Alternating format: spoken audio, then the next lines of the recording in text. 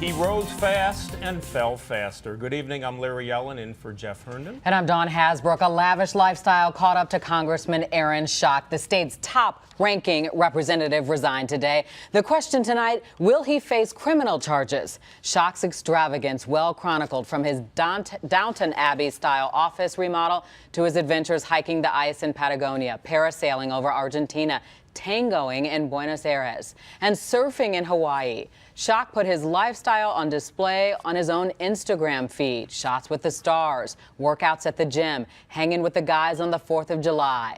But as political editor Mike Flannery reports, questions about how he paid for this lifestyle forced him to step down. Well, Dawn, the latest disclosures suggest that Schock could face a criminal investigation in that timeless Illinois tradition for many politicians. The last time reporters caught up to him here in Chicago a few days ago, he cut off the questioning.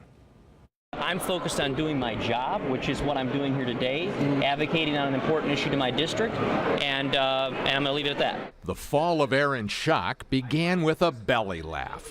The revelation of his wacky decision to spend taxpayer dollars to redecorate his congressional office in the style of Downton Abbey, a PBS show set in England 100 years ago.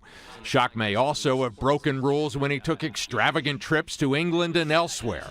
Comedians went wild when Schock brushed off complaints by saying, "Haters gonna hate." But also, auditors are going to audit, indictors are going to indict, and voters are going to vote. Schock boasted that at 33 years old, he, quote, wasn't just another boring old white guy in Congress. But as a Slate.com headline suggested, Schock seems to have used taxpayer dollars and campaign funds in some of the same old ways that Dan Rostenkowski, Jesse Jackson Jr., and other Illinois congressmen did before ending up in federal prison. Several of Schock's supporters here in Illinois told Fox 32 News they were stunned to read that almost all of Schock's $1.4 million net worth seemed to come from real estate deals and related loans involving his key political backers. Then came Politico.com's disclosure that Schock billed taxpayers and his campaign fund for driving more than 172,000 miles in a vehicle with only 80,000 miles on the odometer. Schock at one point claimed most of his congressional colleagues do the same sort of thing. A veteran watchdog here fears that may be true. No one's really watching. No one enforces most of these low-level election laws, and as a result, the likelihood of getting caught for some of this stuff is almost nil. Well, Schock is facing a probe reportedly from the Office of Congressional Ethics, but they will lose their jurisdiction over him once Schock's resignation takes effect on March 31st. Now, he did pay back $40,000 to the federal taxpayers for that Downton Abbey redo and another $1,200 for using a private plane to fly from Peoria to a Bears football game at Soldier Field. But Dawn and Larry, that doesn't necessarily take away his liability should the U.S. attorney launch an investigation. Have you ever seen anybody go down this quickly? There were a couple from the at timing of the beginning of an investigation to this point? Not at the federal level.